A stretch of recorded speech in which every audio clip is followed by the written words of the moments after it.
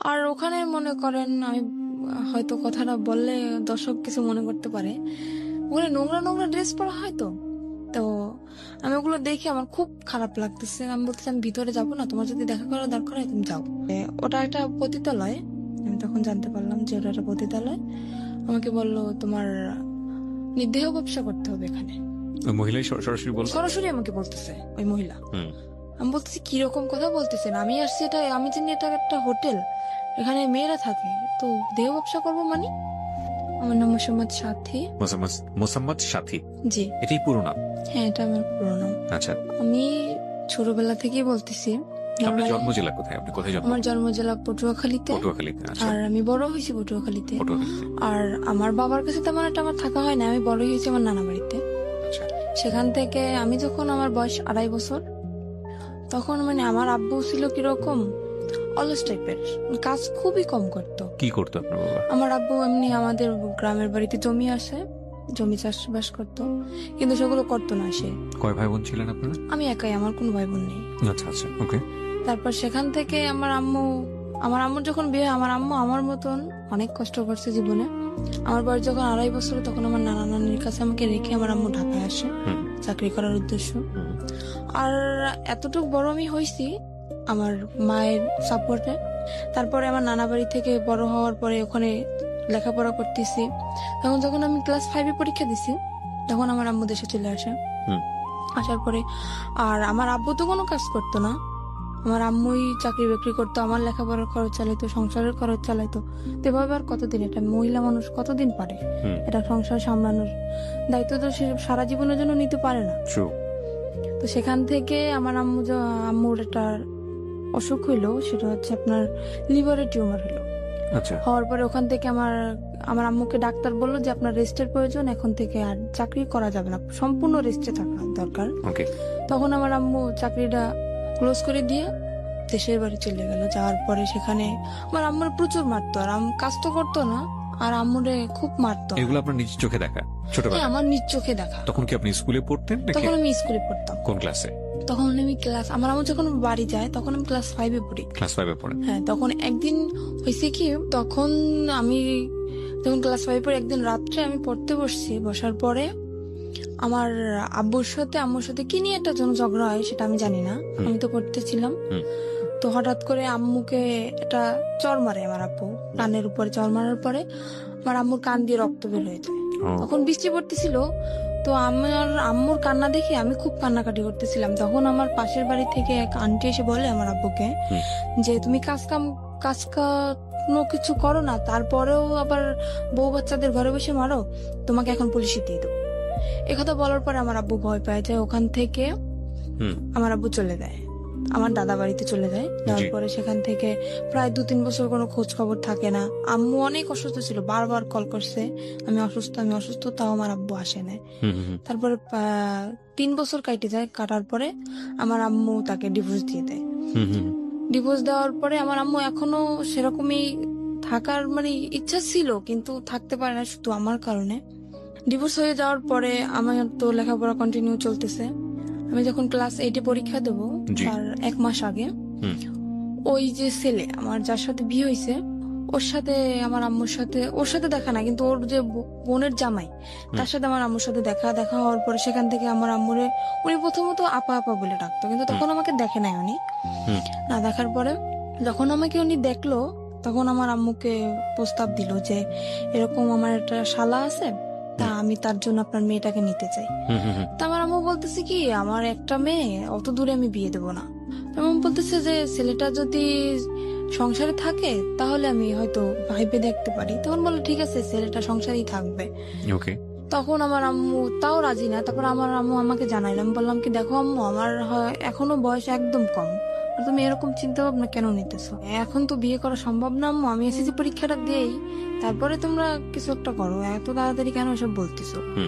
তখন আমার আম্মু মোটামুটি রাজি ছিল না। তারপরে হঠাৎ করে আমার আম্মুর কি হয়ে গেল আমি নিজেও জানি না।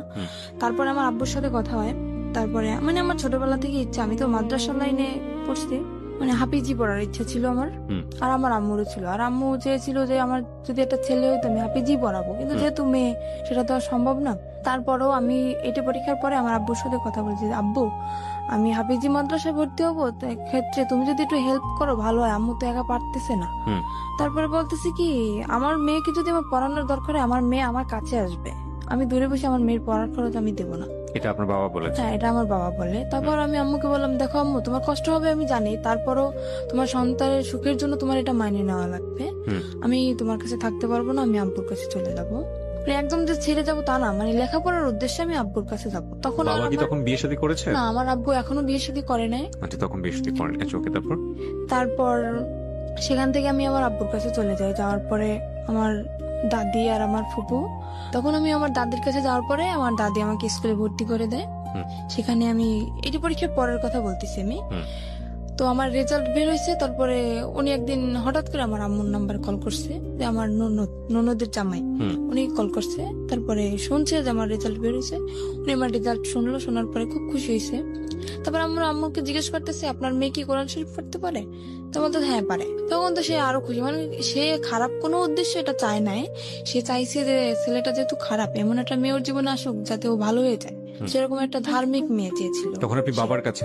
হ্যাঁ, তখন আমি বাবার কাছে। কথা হচ্ছে আপনার মায়ের সঙ্গে? হ্যাঁ, কথা হচ্ছে আমার মায়ের সঙ্গে। তখন আমার আম্মু একদিন হঠাৎ করে আমাকে বললো কি, ও আরেকটা কথা, এখানে আমার যে নানার যে ভাই, হুম। ছোট ভাই, উনি মারা যায় তখন।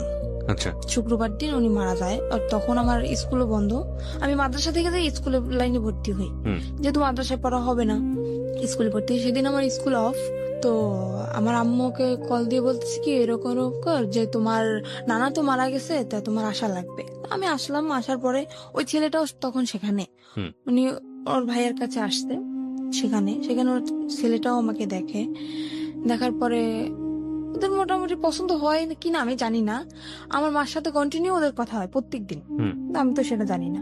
তারপরে সেখান থেকে আম্মুর সাথে কথা দীর্ঘদিন যাবত চলে, প্রায় 2 মাসের মতো কথা চলে। জি। হঠাৎ করে আম্মু আমাকে বলে কি, বৃহস্পতিবার দিন, শুক্রবার তো স্কুল বন্ধ, হুম। আম্মু বলতেছে কি, আম্মু তুমি আসো, কালকে বিকেল আবার চলে যাও, পাশাপাশি 1 ঘন্টা লাগে যাইতে হুম। আমার বাবা বাড়ি থেকে নানা বাড়ি। আমি বলতেছি আচ্ছা ঠিক আছে ম্যাম, আসতেছি। সেখান থেকে আমি কি আসলাম, আসার পরে ওই ছেলেটা রাত্রবেলা আমাদের মানে ওর 2টো ফ্রেন্ড নিয়ে আমাকে দেখতে আসলো। হুম। রাত্র প্রায় 8টার দিকে এসে দেখে টেকে গেল, খাওয়া দাওয়া করলো। তারপর আমি আম্মুকে জিজ্ঞেস করতেছি, আম্মু এটা কে? হুম। আমি বলতেছি তোমার জন্য সম্বন্ধ ঠিক করছে, সে ছেলে তোমাকে দেখতে আসছে। আমি তো পুরো রিয়াকশন নিছি, কি অবস্থা, তোমাকে আমি বললাম না যে আমি বিয়ে করবো না, তো তাড়াতাড়ি, তারপর তুমি বিয়ে ঠিক করছো, আমার কি বিয়ের বয়স হয়েছে? তখনও ক্লাস 8 আপনি? হ্যাঁ, তখন আমি না, তখন তো ক্লাস 9-এ ভর্তি হয়েছি, ভর্তি হয়েছেন? হ্যাঁ। সবে মাত্র ক্লাস শুরু। হুম। আমরা যেটা জানি যে জানুয়ারি মাস থেকে প্রায় মার্চ মাস পর্যন্ত সেরকম একটা ক্লাস কিন্তু হয় না। হুম। তারপরে সেজন্য আমি ছুটি কাটাতে আসছিলাম। তা আম্মুকে আমি বলার বলে আম্মু বলতেছে কি, আচ্ছা ঠিক আছে, তুমি যদি রাজি না হও তোমাকে আমি জোর করবো না। হুম। ঠিক আছে, আমি চলে গেলাম আব্বুর কাছে, আবার লেখাপড়া শুরু করলাম। হুম। তারপরে হঠাৎ করে আমার নানি বলতেছে কি যে, আমি তো অসুস্থ, আমার মনের একটা আশা তুই পূর্ণ করবি। আমি বলতেছি বলো। হুম। যেহেতু সে আমাকে মানুষ করছে, তার কোনো কথা তো আমি ফেলতে পারি না। আমি বলতেছি যে বলো। তা বলতেছে যে আমি যদি মারা যাই, আমার শখ যে তোকে আমি ছোটবেলা থেকে মানুষ করছি, আমার শখ যে তোর বিয়ে দেখে আমি যাব। হুম। যদি মারাও যায় তোর বিয়েটা দেখে তারপরে আমি মারা যাবো। তা আমি বলতেছি কি, নানি দেখো, আমার যে বড় বোন, আমার যে আমি এখন যে বোনের কাছে থাকি, ওর এখনো বিয়ে হয় নাই। হুম। তারপরে আমার যে বড় ভাইরা, ওরাও এখনো বিয়ে করে নাই। আমার ফ্যামিলির ভিতর থেকে বলতেছে, হুম। বলতেছি কারোর বিয়ে না, তুমি হঠাৎ করে আমার বিয়েটা কেন তোমার দেখতে ইচ্ছে হলো? তা বলতেছে আমি বুড়ো মানুষ, আমি এটা বলতেছি আমার মনের ইচ্ছাটা তুই পূরণ করবি না? আমি তো একদমই রাজি না, কারণ আমার ইচ্ছে ভাবনা ছিল অন্যরকম, যে আমি আমার আম্মু যত কষ্ট করেই হোক, যদি আমার এসএসসি পরীক্ষাটা দেওয়া হয়ে যায়, তারপরে আমি যে কোনো একটা ছোটখাটো জব করব, নিজের পড়ার খরচ যাতে নিজে চালাইতে পারি, সেরকম একটা ইচ্ছা ছিল আমার। তো সেখান থেকে নানি তো আমাকে খুব জোরাজোরি করতেছে। এবার আমি বললাম কি, আমার পক্ষে বিয়ে করা সম্ভব না। হুম। আমি রাগ করে চলে যাচ্ছি আমার বাবার বাড়ি। সেখান থেকে আমার রাস্তা থেকে আমার জোর করে নিয়ে আসা হয়, তারপরের দিন আমার বিয়ে। আমি জানি না সেখান থেকে, এখানে আপনার বাবার কোনো ভূমিকা ছিল না? না, এখানে আমার বাবার কোনো ভূমিকা ছিল না, আর আমার বাবাকে জানানোও হয়নি। জোর করে নিয়ে আসার পরে তারপরের দিন ওই ছেলেটা, আমার ফোনে ছেলেটার সাথে কথা হয়, আমি ছেলেটাকে অনেকভাবে বুঝালাম। আমি বললাম দেখেন, আমি একটা খারাপ মেয়ে, আমার একটা ছেলের সাথে, মানে যাতে ও রাজি না হয়, সম্পর্কটা যাতে ভেঙে যায়। যাতে ভেঙে যায়, ছেলেটার সাথে আমি সরাসরি ফোনে কথা বলি, তো তারপরেও বলতেছে তুমি যাই হও না কেন আমি তোমাকে মেনে নেবো। বলতেছে আমার একটা ছেলের সাথে সম্পর্ক আছে। তো বলতেছে ছেলের সাথে সম্পর্ক আছে, দেখো আজকালকার ছেলেরাও আশা দেয় ঠিকই কিন্তু বিয়ে করে না, তুমি আমারকে নিয়ে তুমি অসুখী হবো না, তুমি এই চান্সটা মিস করো না। তারপরে জোর করে হোক যাই করে হোক, মারামারি হোক, আমাকে মারছে পর্যন্ত, আমার খালু আমাকে মারছে, আমার আম্মু আমাকে মারছে বিয়েটার জন্য, জোর করেই বিয়ে দেওয়া হয়। তারপরে ছেলেটা তার পরের দিন আসে, একা আসে বিয়ে করতে, ফ্যামিলি থেকে কেউই আসে না, কারণ ওর ফ্যামিলি থেকে তো জানে যে ও কিরকম, সেজন্য ওর ফ্যামিলি থেকে কেউই আসে না, ও একাই বিয়ে করতে আসে। আমি আম্মুকে তখন বললাম আমি জানি না হঠাৎ করে আমার আম্মুর কি হয়ে গেল, যে আম্মু মানে আমার ইচ্ছার বিরুদ্ধে কখনোই কথা বলে না, সেই আম্মু আজকে আমার মারলো ওই ছেলেটার জন্য।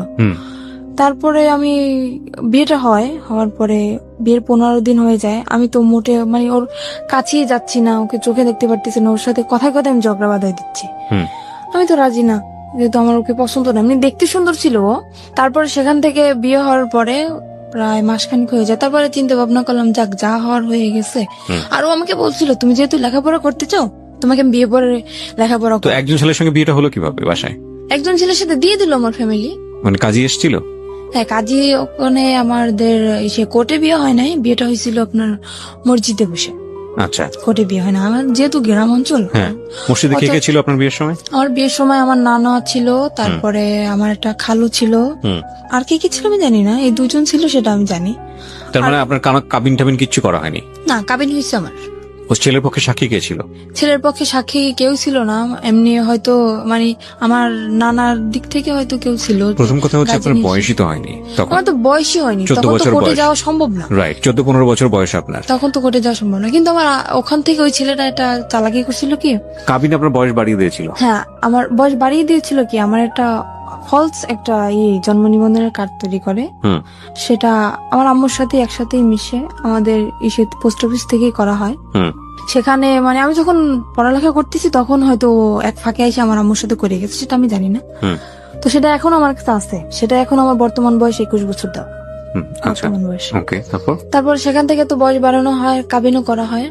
কাবিন করার পর তারপরে 1 মাস পরে চিন্তা করলাম যাক যা হওয়ার হয়ে গেছে, খামাখা ও ছেলেটা তো আর কোনো অপরাধ করে না, যেহেতু বিয়ে হয়ে গেছে আমি মেনে নিলাম।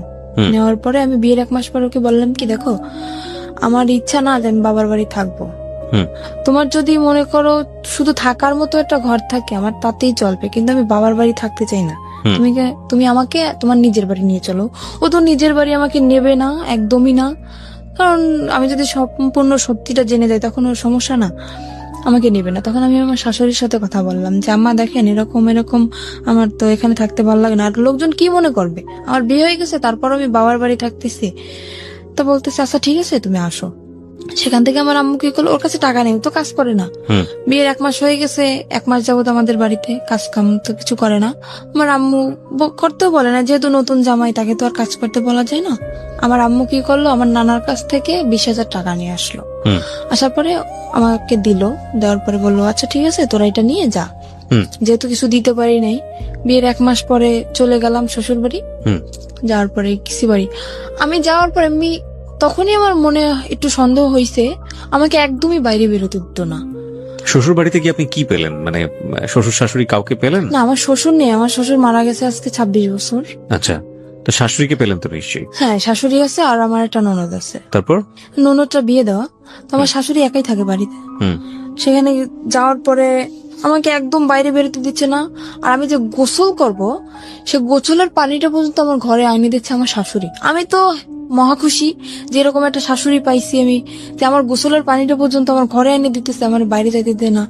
দেখ আমি ভাবছি হয়তো আমি 5 ওয়াক্ত নামাজ পড়ি, হয়তো সেই কারণে আমার শাশুড়ি চায় না যে পরপুরুষ আমাকে দেখুক, এর জন্য পানিটা এনে দেয়, কিন্তু তাদের মনের ভিতর তো অন্য কিছু। Something beyond entertainment. Welcome. সেটা আমরা সামনের দিকে যাই। তারপরে সেখান থেকে 3 মাস পার হয়ে যায়, যাওয়ার পর আমার একটা চাচা শ্বশুর ছিল, সে সবার ছোট ছিল, সে আমাকে খুব আদর করতো। নিজের বাবার কাছ থেকে আমি যতটুকু আদর না পাইছি তার কাছ থেকে ততটুকু আদর মনে হয় আমি পাইছি। কিন্তু বিয়ের 6 মাস পরে উনি মারা যায়, আমার সে চাচা শ্বশুর মারা যাওয়ার পরে সেখান থেকেই আমার সংসারে আগুন লেগে গেল। কারণ আমার ওই চাচারে খুব ভয় পাইতো আমার হাজবেন্ড, যার কারণে মানে কোনো কিছু করতে গেলে ভাবতো অন্তত 50 বার ভাবতো। হুম। তো উনি মারা যাওয়ার পরে, উনি যেদিন মারা গেছে সেদিন রাত্রেও আমি তো জানি না, আমাকে বলতেছে কি, দেখো আমার বাড়ির যত দায়িত্ব আমার চাচার উপরে ছিল, যেহেতু সে মারা গেছে এখন কিন্তু সব দায়িত্বটা আমার। তো আমার যদি রাত্রে ফিরতে দেরি হয় তুমি কখনো আমাকে জিজ্ঞেস করবে না যে তুমি কোথায় গেছিলা। এটা মানে আপনার হাজবেন্ড আপনাকে বলেছিল? আমাকে বলে। আর আমি এতটুকু বিশ্বাস ওকে আমি করতাম, আমি যদি চোখের সামনে দেখতাম যে ওটা কিছু করতেছে, তারপরেও যদি বলতো যে না আমি এটা করি নাই, তাও আমি বিশ্বাস করে নিতাম। হুম। আমি এতটা বিশ্বাস ওকে আমি করতাম। হুম। সেখান থেকে ও যেদিন ওর চাচা মারা যায়, ওদিন ও সারা রাত্র বাড়ি ফিরলো না। হুম। ও তখন জোর আসলে, আমি তো জানি না। হুম। সকালবেলা বাড়ি ফিরলো, আমি জিজ্ঞেস, ও যেহেতু আমাকে বলছে সন্ধ্যার দিকে যে তুমি আমাকে জিজ্ঞেস করবে না, আমি জিজ্ঞেসও করিনি। আর আমিও খুব কান্নাকাটি করতেছি যে আমাকে এত ভালোবাসতো, সে হঠাৎ করে মারা গেল। হুম। তা আমি আর ওকে জিজ্ঞেস করিনি। পরপর 3-4 দিন এরকম ও বাড়ি আসতেছে না। হুম। তারপর আমি ওকে জিজ্ঞেস করলাম কি এমন কাজ তোমার সারা রাত্র? আমার চাচা শ্বশুর তো এরকম সারা রাত্র বাড়ি পাহারা দিত না, হুম। তুমি তো রাত্র পর্যন্ত কি করো? আমাকে বললো মেয়ে মানুষ মেয়ে মানুষের মতো থাকো, তোমার এত শক্তি দরকার আছে? হুম। বললাম আচ্ছা ঠিক আছে। সে কাজ করতেছে না কিছু না, সারা রাত্র ওরকম জুয়ো খেলে দিনের বেলা এসে ঘুমাইতেছে। এভাবে কি সংসার চলে? আমি বললাম কি দেখো, এখন হয়তো আমি একা আছি, ভবিষ্যতে আমাদের একটা বেবি আসবে, তখন তার তো ভবিষ্যৎ আছে। তোমার জীবন নিয়ে তুমি না ভাবতে পারো, কিন্তু আমার তো লাইফে অনেক কিছু করার বাকি। তুমি আগে বলছো যে লেখাপড়া করাবা, সেটাও করালে না। তারপরে এখন যতক্ষণ আমাদের একটা বাচ্চা কাচ্চা হবে, তাকেও কি আমি এরকম মূর্খ বানাবো? হুম। তাকে কি লেখাপড়া করা লাগবে না? তাকে মানুষ করা লাগবে না? বলতেছে অবশ্যই। সে সেদিন কি করলো, 4টা টাচফোন নিয়ে আসছে। হুম। আর ও যদি খেলাধুলো করতো, মানে খুব এক্সপার্ট ছিল খেলাধুলায়। হুম। 4টা টাচফোন নিতে আমি জিজ্ঞেস করলাম কি ব্যাপার, তুমি 4টা টাচফোন কোথায় বইছো? তো বলতেছে যে আমার একটা বন্ধু টাকা নেই, আমার কাছে বন্ধক রাখছে। আমি বলছি, তোমার নিজের কাছে টাকা নেই, তুমি আর একজনের তো বন্ধক রাখছো, আমি বুঝতে পারতেছি না। ও হঠাৎ করে অনেক বাজার নিয়ে আসলো বাসায়। হুম। আমি তো অবাক হয়ে গেছি, কি ব্যাপার, কোথায় পেলো এত টাকা? সেখান থেকে আমার মনে একটু সন্দেহ আসলো। তারপরে ওর একটা বন্ধু আছে, ওর কাছে ও ঘুমাই গেছে, ওর ফোন দিয়ে আমি ওর কাছে কল করলাম যে আচ্ছা ও এত রাত্র পর্যন্ত কি করে, আপনি তো সবসময় ওর সাথে থাকেন, এটা সত্যি কথা বলেন তো আমাকে। তো বললো কি ভাবি আমি আপনাকে একটা কথা বলি, যে জীবনে স্বামীকে এত বিশ্বাস করবেন না। বলতেছি কেন? তা বলতেছে ও সারা রাত্র কি করে আপনি জানেন? আমি বলতেছি না আমি তো জানি কে না। বলছে আপনাকে এটা? ওটা ওর বন্ধু বলতেছে আমাকে। আচ্ছা, ওর বন্ধুকে আপনি আগে থেকে চিনতেন? হ্যাঁ, ওর বন্ধু অনেকবার আসছে আমাদের বাড়িতে। ওকে, সো বন্ধুই আপনাকে কথাগুলো বলছে? হ্যাঁ, বন্ধু আমাকে কথাগুলো বলতেছে যে ভাবি আমি যে কথাগুলো আপনাকে বলতেছি এটা ওকে বলবেন না, তাহলে কিন্তু ও আমার সাথে ঝগড়া লাগাই দেবে। হুম। বললাম যে ঠিক আছে আমি বলবো না, আপনি বলেন। তো বলতেছে ও এরকম সারা রাত্র জুয়ো খেলে বেড়ায় আর মারামারি করে এর সাথে ওর সাথে। আমি তো আপনাকে বলি না, কারণ আপনি যেহেতু নতুন নতুন বিয়ে হয়েছে আপনাদের, বললে হয়তো সংসার সমস্যা হইতে পারে, এর জন্য আমি বলি না। হুম। তারপরে একদিন রাত্র এরকম সারা রাত্র আমি কি অসুস্থ, আমার প্রচন্ড মাথা ব্যথা আর জ্বর। হুম। আমি ওকে বললাম কি আমাকে কিছু ওষুধ এনে দিয়ে যাও, আমার খুব ক্লান্ত লাগতেছে শরীরটা। ও যে গেল আর আসলো না। তো সেখান থেকে সারা রাত্র অসুস্থ। আর ও কি করতো, যখন বাইরে বের হইতো বাইরে থেকে রুম তালা মেরে রেখে যেত। হুম। আমি যখন প্রথম দিন জানার পরে আমি যখন ওর সাথে ঝগড়া লাগানোর পরে ও আমাকে আমার যে গায়ের ওড়না ছিল ওটা খুলে আমার হাত বাঁধে, আমার পাও বাঁধে, বাঁধার পরে আমার মুখটাও বাঁধে, বেঁধে বাইরে থেকে ঘরের দরজাটা বন্ধ করে দিয়ে যায়। তো পরপর 2-3 দিন আমার একটা দেবর আছে, ও আমাকে এসে অনেক ছোট, আমাকে 2-3 দিন ডাকছে, কিন্তু দরজা তো বন্ধ আর আমার মুখও তো বন্ধ। আমি কিভাবে ডাক দেবো তোকে? আর আমি কাউকে বলিও নাই, এই কথাটা আমি কাউকে বলিও নাই, বললে তো মানে ওর মার শুরু হয়ে যাবে, এর জন্য আমি বলি নাই। তারপরে 2-3 দিন ওরকম ডাকছে। একদিন আপনাকে বেঁধে যেত, আসতো কখন? আসতো সকালে। তো আপনি এই সময়টা কি করতেন? ওরকম অবস্থা আমি ঘুমাই যেতাম, আমি কান্না করতে করতে ওরকম অবস্থা আমি ঘুম পড়ে যেতাম। আর সকালবেলা এসেও খুলে দিত। সকালবেলা আসে যখন খুলতো তখন আপনি কিছু বলতেন না? কি বলবো, বললে তো মারতো, হয়তো কিছু বলতাম না। ওরা মাকেও বলতেন না? কাউকে না। আর আমার এমনও কোনো দিন গেছে যে দীর্ঘ 1 সপ্তাহ আমি না খেয়ে থাকছি, তাও আমি আম্মুকে কখনো বলিনি। আচ্ছা, আমরা একটু ধারাবাহিক ভাবে সামনে দিকে যাই। তারপরে কি হলো? তারপরে সেখান থেকে হাত পা ভাবে বেঁধে রেখে যেত। একবার আমার দেবর জিজ্ঞেস করতেছে যে ভাবি তোমাকে রাত্রে যখন আমি ডাকি, মানে ওরা প্রায় যদি কিছু রান্না করতো আমাকে দিয়ে যেত, তোমাকে ডাকি তুমি সারা দাও না কেন? আমি বলি কি আমি ঘুমিয়ে গেছি। তারপর ও একদিন টের পাইছে আমি কান্নাকাটি করতেছি, সেদিন আমাকে ও করে না, ওইভাবে বেঁধে রেখে যায় না, এমনি মারছিল। মারার পর বাড়ি থেকে তালা মারা ঠিকই ছিল। তারপরে আমার দেবরের কাছে একটা চাবি ছিল, ওর এই চাবিটা আবার আমাদের তালা খুলতো। তালাটা খোলার পরে ও আমাকে নিয়ে ওর আব্বুর কাছে যায়। তখন ওর আব্বু মারা যায় না, ওর আব্বুর কাছে যায়। যাওয়ার পরে এই করছে, বললো কি যে কি ব্যাপার, আজকে শুনলাম ঘরে অনেক ডাকাডাকি কান্নাকাটি, কি হয়েছে তোমার? আমি বললাম কি এরকম এরকম আপনার ছেলে এরকম করতেছে। বলার পরে সে আমাকে বলল কি, মানে আমি কিন্তু আরেকটা চাচার কথা বলতেছি এখানে, আমার যে বড় চাচা ওনার কথা বলতেছি। সে বলতেছে, তার কাছে বলার পরে সে বলতেছে যে এরকম করতেছে, তা তুমি আমাকে জানাওনি কেন? আমি বলতেছি এমনিতেই জানাইনি, চাই না, আমি নিজেই শাসন করতে চাই ওকে, দেখি কি হয়, তারপরে যদি না শুনে তখন আপনাদেরকে আমি জানাবো। সেরকম চিন্তা নিছিলাম আমি। তারপরের দিন আমার চাচা, ওর যে চাচা, আমি ওকে চাচা বলে ডাকতাম, ওকে ডেকে নিয়ে জিজ্ঞেস করে কিরে তুই এরকম করতেছিস কেন? ওখান থেকে ওকে পেয়ে গেছে কেন আমি বললাম, আমি তো নিজের ইচ্ছায় বলি নাই, সে আমাকে ডেকে নিয়ে গেছে, তারপরে আমি বলছি। না, ওর চাচা তো মারা গিয়েছে, আপনি একটু আগে যেটা বললেন। না, ওর বড় চাচার কথা বলতেছি আমি, ওটা তো আচ্ছা। ছোট চাচা ছিল। ওকে।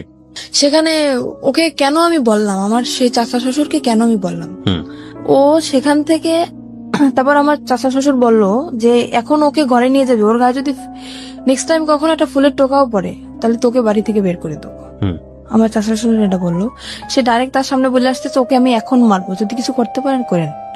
আমাকে এই বলে হাত ধরে টেনে রুমের ভিতরে নিয়ে যেয়ে আমাকে আবারও মারে, কেন আমি বললাম।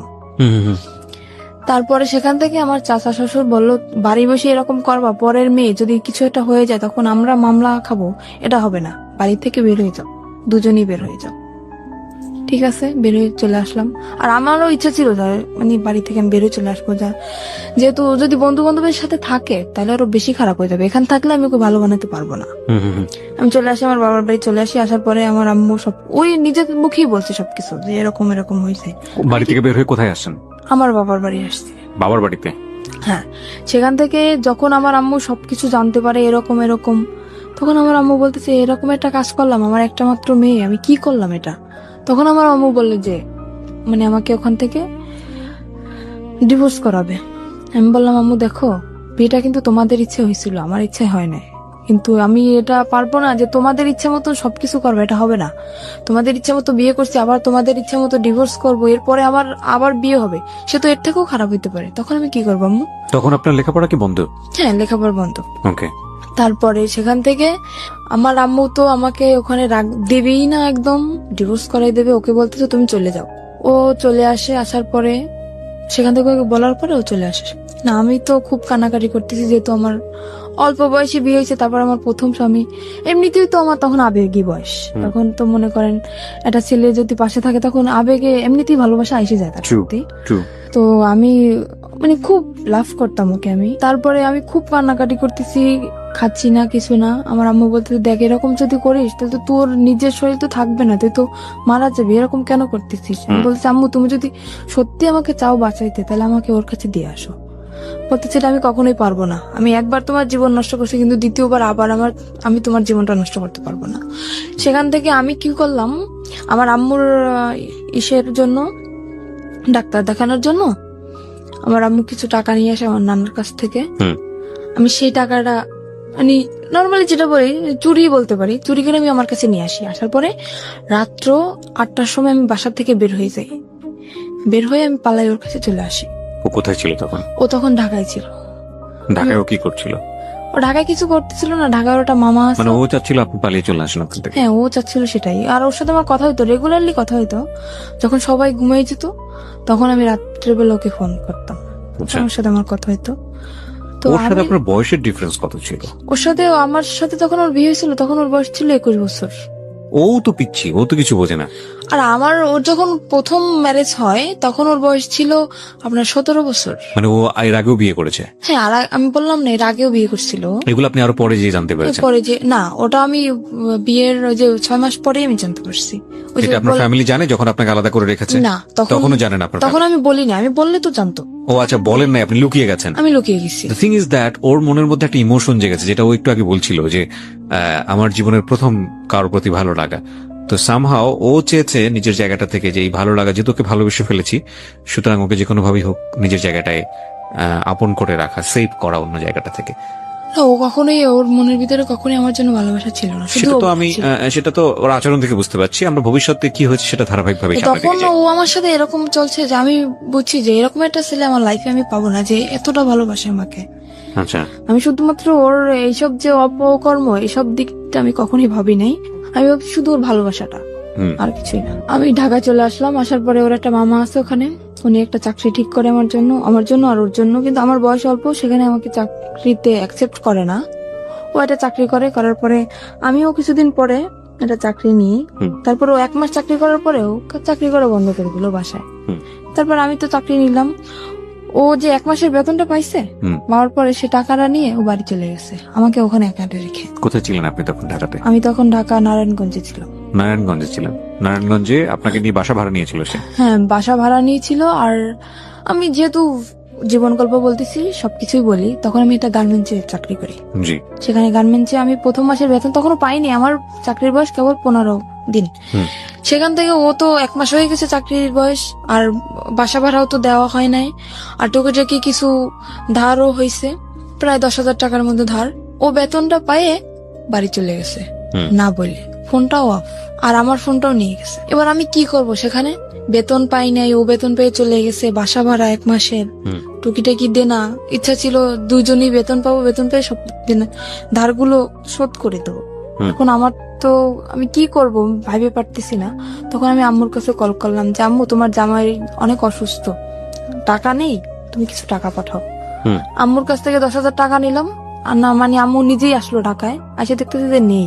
তখন আম্মু বললো কি যে তুই এত মিথ্যা কথা কেন বলতেছিস আমার সাথে? আমি কোনোদিন মিথ্যা কথা বলি নাই, সেই মানুষ আমি ওর জন্য অনেক মিথ্যা বলছি আমার ফ্যামিলিতে, অনেক। হুম। আম্মু এসে দেখার পরে বলতেছে কি, তুই এরকম একটা মিথ্যা কথা আমার সাথে বলতে পারলি, যে ও করলো এটা তুই বললি আরেকটা। হুম। তখন আমার আম্মু ওখান থেকে সবার ধার শোধ করে আমাকে ওখান থেকে নিয়ে আসে। নিয়ে আসার পরে বাড়ি আমাকে আটকায় দেয়, একদম ফুল আটকায় দেয়। আমার পাশে মনে করেন বডিগার্ড হিসেবে প্রত্যেক সময় 3-4 জন লোক আছে, হুম। কেউ না কেউ আছে আমার পাশে, আমাকে বডিগার্ড হিসেবে পাহারা দিচ্ছে তারা। তখন আমি কিভাবে যাব? আমার তো কি কষ্ট হচ্ছে সেটা তো আমি বুঝতেছি, যে আমার বুকের ভিতরটা কিরকম ফিল হচ্ছে। হুম। তো সেখান থেকে আমাকে আটকানো তো হইলই, প্লাস আমাকে জোর করে ডিভোর্স করানো হবে। কাজী আমার বাসায় চলে আসছে। ওকে। আমি বললাম কি, আপনি কি মামলা খাইতে চান? আমি কাজীকে বললাম, আপনি কি মামলা খাইতে চান? বলতেছে কেন? বলছে আমি ডিভোর্স করবো না, আপনি জোর করে ডিভোর্স করেছেন, আমি কিন্তু আপনার নামে মামলা করে দেবো। হুম। তো কাজী ভয় পেয়ে গেছে, কাজী বলতেছে আমি ডিভোর্স করাতে পারবো না। কাজী চলে গেল। যাওয়ার পর সেখান থেকে আমি আবারও পালায় চলে গেলাম। আমি পালালাম কখন? তখন ফজরের আজান দিছে। হুম। ফজরের আজানের সময় আমি বাসা থেকে বের হয়ে গেছি। হুম। আমি নামাজ পড়ার দিয়ে আমি উজু করতে বের হয়েছি, সেখান থেকে আমি বের হয়ে গেছি। বের হয়ে আমার শহরে যাইতে আপনার প্রায় 1 ঘন্টা সময় লাগে, গ্রামের দিকে তো বাড়ি। সেখান থেকে আমি গাড়ি থেকে নেমে ওকে কল করলাম যে আমার কাছে টাকা নেই, তুমি টাকা পাঠাও, আমি আসবো। হুম। তো বলতেছে আমার পক্ষে টাকা পাঠানো সম্ভব না। আমি কি করলাম, আমার বিয়ের সময় যে নাকফুল দেওয়া হয়েছিল আমাকে, নাকের ফুল, ওটা আমি বিক্রি করে দিলাম শহরে গিয়ে। হুম। বিক্রি করে সেখান থেকে আমার 700 টাকা আসলো। আমি সেই টাকাটা দিয়ে ওর বাড়ি চলে গেলাম। যাওয়ার পরে সে তো আমাকে মাইনে নিচ্ছে না। কেন তুমি আমার মাইনে নেবে না? বিয়ের 1 বছর পরের কথা বলতেছি আমি। হুম। সে আমাকে মানবে না। তুই কি অন্যায় করছি আমি? তুমি কেন আমাকে মানবা না? আমি কি অন্য কারোর সাথে রিলেশন করছি বা কারোর সাথে ভেগে গেছি, তারপরে 6 মাস পরে তোমার সাথে আসছি? কেন তুমি আমাকে এরকম করতেছ আমার সাথে? হুম। সে বলতেছে ঠিক আছে, একটা শর্তে আমি তোমাকে রাখতে পারি, আমি কোনো কাজ করতে পারবো না, তুমি আমাকে চাকরি করে খাওয়াবা। ঠিক আছে। তো সেখান থেকে আমি যশোরে চলে গেলাম, সেখানে আমার একটা ফুফু শাশুড়ি আছে। হুম। যশোরে কি Something beyond entertainment. Welcome. ওকে সাথে নিয়ে গেলেন? হ্যাঁ, ও আমাকে নিয়ে গেছে আমার ফুফু শাশুড়ির কাছে। ওকে। আর ওনার মেয়ের নিজস্ব পার্লারের আছে, হুম। বিজনেস আছে। সেখানে আমাকে 3 মাস ট্রেনিং করানোর পরে আমি মোটামুটি কাজ সবকিছুই শিখি। শেখার পরে ওখানে আমার চাকরিও হয়ে যায়। তখন আমার বেতন ছিল 16,000 টাকা। হুম। আর আমি বেতনের যত টাকা পাইতাম, বেতন পাওয়ার সাথে নিয়ে মানে ও আমার সাথে থাকতো না, হুম। কিন্তু যেদিন আমি বেতন পাইতাম ওদিন চলে আসতো, আচ্ছা। সব টাকা নিয়ে যেত। আর হাত আচ্ছা। খরচের টাকা রেখে সব টাকা নিয়ে যেত। ওকে।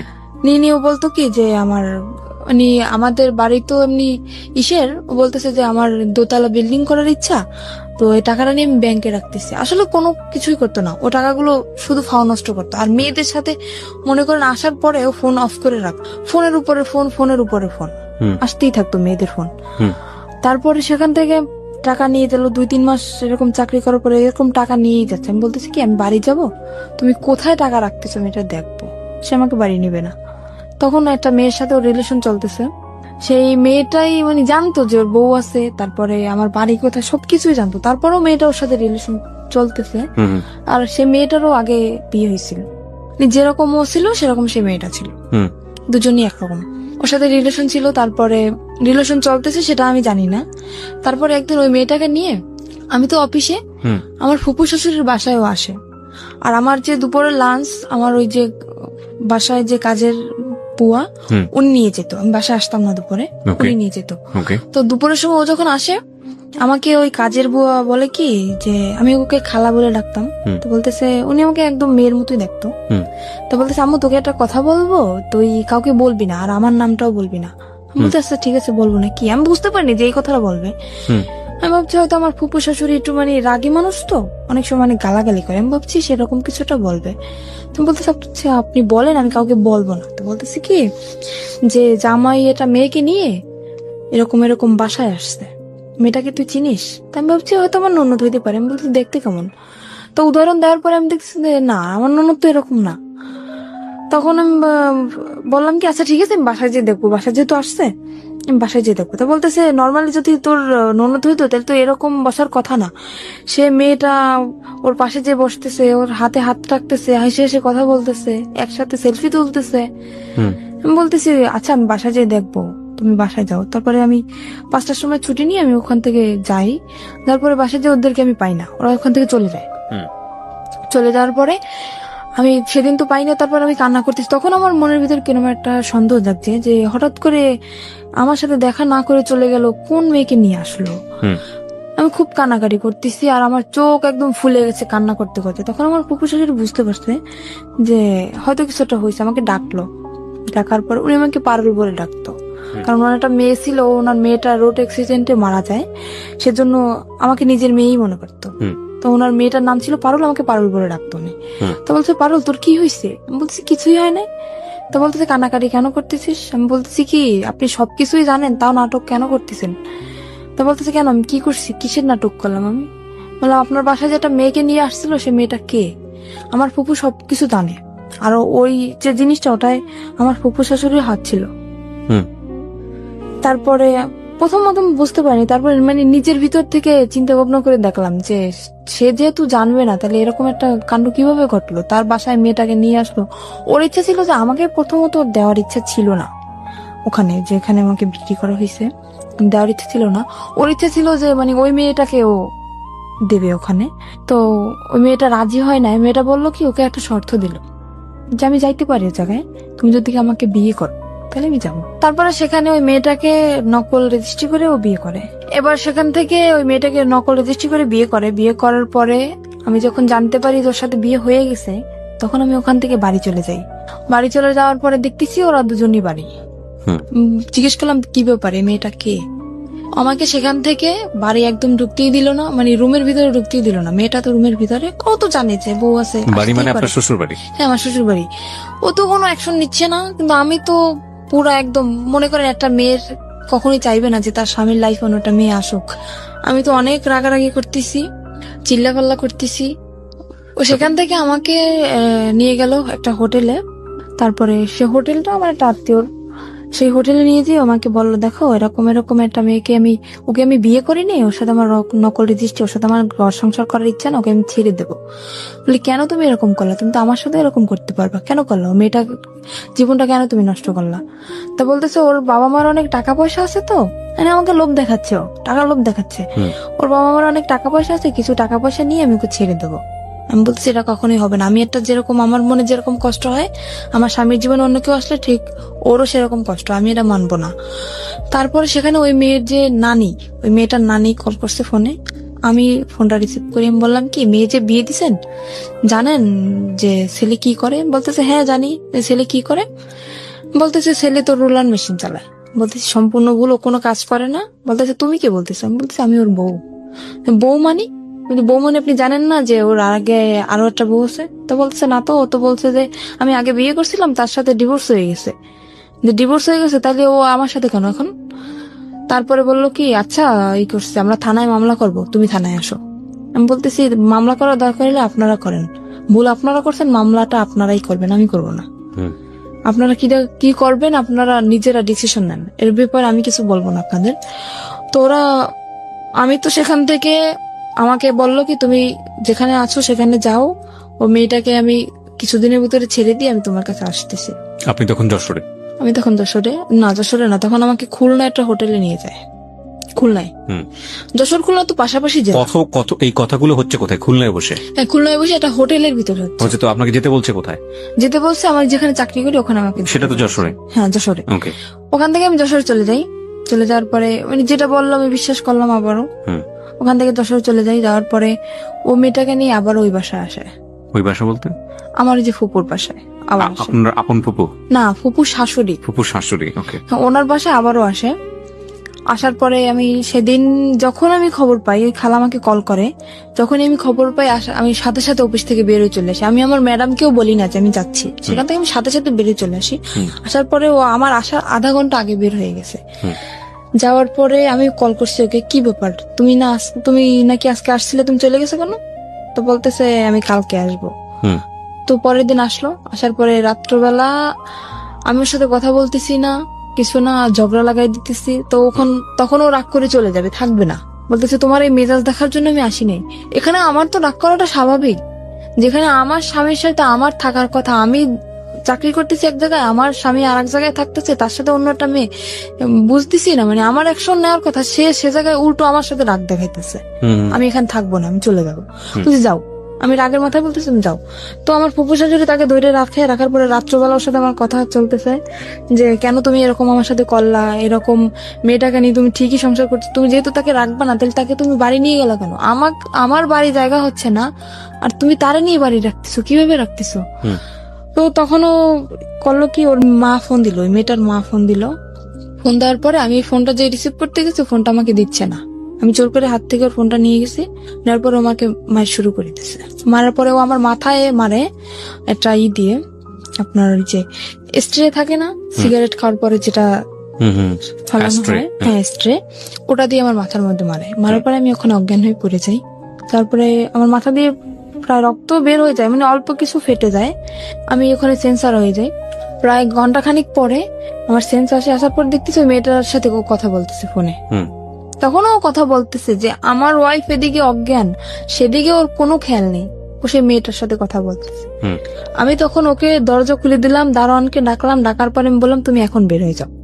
তখন রাত্র 3টা। সেখান থেকে বের হয়ে গেল। যাওয়ার পরে 4-5 দিন পরে আবার আসলো। আসার পরে আমাকে বলতেছে কি যে, আমাকে শারমিন বলে ডাকে, শারমিন আমি যা করছি আসলে আমার আসলে অন্যায় হয়েছে। তো ও ওখান থেকে মানে ওই মেয়েটা যাবে না। আমাকে বললো কি তোমাকে নিয়ে আমি এক জায়গায় বেড়াতে যাব। আমি ওকে আবারও কিন্তু ক্ষমা করে দিলাম, এত অন্যায় করার পরেও। মানে আপনি মেনে নিলেন যে ওই বউ থাকা অবস্থায় আপনি থাকবেন না? তাহলে অবশ্য মেয়েটা নেই। মেয়েটা কোথায় গেছে? চলে গেছে। ও মেয়েটা চলে গেছে। তারপরে হ্যাঁ, ও বলছে যে মেয়েটা চলে গেছে, আসলে যায় না, মেয়েটা ওর বাড়িতে। ওকে। তারপরে আমাকে বলো তোমাকে নিয়ে আমি এক জায়গায় বেড়াতে যাবো। বলছে আচ্ছা ঠিক আছে চলো। তো বলতেছে কালকে তুমি ছুটি নেবা। বলছে আচ্ছা। তারপরে আমি আমার ফুপু শাশুড়ির কাছ থেকে কিছু টাকা নিলাম। নেওয়ার পরে ও আমাকে নিয়ে, মানে আমার লাইফে ফার্স্ট আমি ওই জায়গাটা যখন দেখি, আমাকে একটা জায়গায় নিয়ে যায়, সেখানে সব মেয়েরা। সেখান থেকে আমি দেখার পরে আমি বলতেছি কি ব্যাপার, তুমি আমাকে কোথায় নিয়ে আসছো? তা বলতেছে কি এটা একটা হোটেল মেয়েদের, এখানে শুধু মেয়েরাই থাকে, এখানে কোনো ছেলেরা থাকে না। আমি বলতেছি ছেলেরা থাকে না তো তুমি ঢুকলা কিভাবে এখানে? তো বলতেছে তুমি বুঝবো না, এখানে একটা মেয়ের সাথে আমার সাথে এটা কথা হয়েছে, একটা মেয়ের সাথে আমার সাথে বন্ধুত্ব, ওর সাথে আমি দেখা করতে আসছি এখানে। বলতে দেখা করতে আসছো তো আমাকে নিয়ে আসছো কেন? তো বলতেছে তুমি চলো, তোমাকে দেখতে চাইছে। বলতে আচ্ছা ঠিক আছে চলো। আর ওখানে মনে করেন আমি হয়তো কথাটা বললে দর্শক কিছু মনে করতে পারে, ওখানে নোংরা নোংরা ড্রেস পরা হয়তো। তো আমি ওগুলো দেখে আমার খুব খারাপ লাগতেছে। আমি বলতেছি আমি ভিতরে যাবো না, তোমার যদি দেখা করার দরকার হয় তুমি যাও, আমি এখানে নিচে দাঁড়াইতেছি, তুমি যেই দেখা করে চলে আসো। তো বলতেছি না তোমার যাওয়াই লাগবে। আমাকে নিয়ে দোতলায় গেল, ওরা দোতলা সিস্টেম, দোতলায় গেল। যাওয়ার পর একটা রুমের ভিতরে ঢুকানো হলো। ও রুমটা ভিতর থেকে বন্ধ করে দিল। কে বন্ধ করলো? আমার হাজবেন্ড ভিতর থেকে বন্ধ করে দিল, আমার সাথেই ও ভিতর থেকে বন্ধ করে দিল। সেখানে ও কিছুক্ষণ কথাবার্তা আমার সাথে বলার পরে বলতেছে তুমি এখানে বসো, ও তো আবার সিগারেট খায়। তো বলতেছে তুমি এখানে বসো, আমি একটু সিগারেট খেয়ে আসি, নিচের থেকে নিয়ে আসি, এটা বলতে চলে গেল। ঘন্টার পর আমার ফোনটা নিয়ে গেছে যাতে আমি কারোর সাথে যোগাযোগ করতে না পারি। ঘন্টার পর ঘন্টা কাটে গেল, তার কোনো খবর নাই, কি ব্যাপার। তারপর আমি ওখানে একটা খাট ছিল, শুধু খাটই ছিল রুমের ভিতর, শুধু খাট, আর কিছু ছিল না তখন। তারপর আমি ওখানে ঘুমিয়ে যাই। ঘুমানোর পরে রাত্র তখন আমি রাত্রে খাইও না, আর রাত্রে আমার রুমে কেউ আসেও না ওখানে। তারপর সকাল হয়ে যায়, সকাল হওয়ার পর আমি বুঝতে পারিনি যে সকাল হয়েছে। আমি ঘুমাই যাওয়ার পরে এবার সকালবেলা একটা মেয়ে আসলো, আমার জন্য নাস্তা নিয়ে আসছে। আমি বলতেছি কি, আচ্ছা আমার হাজবেন্ড কোথায় বলতে পারেন? বলতেছে আপনার হাজবেন্ড কে? আমি বলতেছি আমার হাজবেন্ড কে মানে আমার সাথে যে আসছে উনি আমার হাজবেন্ড। তো বলতেছে তা তো জানি না, আপনি ম্যাডামের কাছে জিজ্ঞেস করে নেন। তারপরে আমি সকালে নাস্তা করলাম। আমি বলতেছি কি ব্যাপার কিন্তু আমাকে? আপনার হাজবেন্ডের কাছে ফোন ছিল না? হ্যাঁ ওর কাছে তো ফোন ছিল। আপনার কাছে ফোন ছিল না? আমার ফোনটা তো নিয়ে গেল। নিয়ে গেছে। বললাম না যে আমার ফোনটা নিয়ে গেছে যাতে আমি কারোর সাথে যোগাযোগ করতে না পারি। হুম। এবার তো আপনি ওই- যে কোনো কারো কাছ থেকে ফোন নিয়ে তোর নম্বরে ফোন দিতে কিভাবে দেবো? আমি তো রুমের ভিতরে আটকানো, আর ওখান থেকে তো আমার কল ওকে করার বাইরে কোনো থেকে চেষ্টা আটকে নেই। দিয়ে গেছে। হ্যাঁ বাইরে থেকে আমাকে তালা মেরে রেখে গেছে। হুম। আর আমি প্রায় এক সপ্তাহের মতো, কিন্তু বাইরে থেকে আপনাকে যখন তালা মারলো তখন আপনি বললেন না তুমি আমাকে তালা মারতেছো কেন? না ও সেটা আমি তো বুঝতে পারি নাই যে ও বাইরে থেকে তালাবদ্ধ করে রেখে গেছে। বা এখানে কি কি ফাংশন হবে আপনি আগে থেকে জানেন? আমি তো জানি না, আমি কিভাবে বুঝবো? আমার মনের ভিতরে যদি সেরকম কোনো সন্দেহ থাকে তাহলে তো আমি বুঝতে পারতাম যে ও আমাকে আটকে রেখে যাচ্ছে বা ও আমাকে ছেড়ে এখানে রেখে ও কোথাও চলে যাইতেছে, তাহলে তো আমি ওকে বাধা দিতাম। তো ওটা তো মানে লক সিস্টেম, তো ভিতর থেকে ও ই করে বাইরে থেকে তালা মেরে রেখে গেছে। হুম। ওই লক করে দিয়ে তারপরে উপরে চিকন লাগে তারপর তালা মারছে। হুম। কিন্তু আগে যে লক করে তালা মারছে সেটা আমি জানি না। হুম। তো বাড়ি থেকেও তালা মারা। তো আমি নাস্তা করার পরে তার 2-3 ঘন্টা পরে একটা মহিলা আসলো, এসে আমাকে বলতেছে, আমার নাম জিজ্ঞেস করলো। তারপরে আমি বলতেছি কি, আমি তাকেও জিজ্ঞেস করতেছি, আমি তো পাগল হয়ে গেছি পুরো, কি ব্যাপার, কোথায় গেল? বলতেছে আচ্ছা আমার হাজবেন্ড কোথায়? তা বলতেছে হাজবেন্ডকে কি বাঁচাইতে চাও? আমি বলতেছি কেন? বলতেছে তোমার হাজবেন্ড আমার কাছে আছে। যে আপনার কাছে আছে তো ভালো কথা। তো বলতেছে আমাকে বললো যে ওটা একটা পতিতালয়। আমি তখন জানতে পারলাম যে ওটা একটা পতিতালয়। আমাকে বললো তোমার দেহ ব্যবসা করতে হবে এখানে। ওই মহিলাই সরাসরি বললো? সরাসরি আমাকে বলতেছে ওই মহিলা। হুম। আমি বলতেছি কিরকম কথা বলতেছেন? আমি আসছি এটা, আমি জানি এটা একটা হোটেল, এখানে মেয়েরা থাকে, তো দেহ ব্যবসা করবো মানে? তা বলতেছে তোমার হাজবেন্ড আমার কাছে বন্দি আছে, যদি তোমার হাজবেন্ডকে বাঁচাইতে চাও তখন বাধ্যতামূলক তোমার এটা করতেই হবে।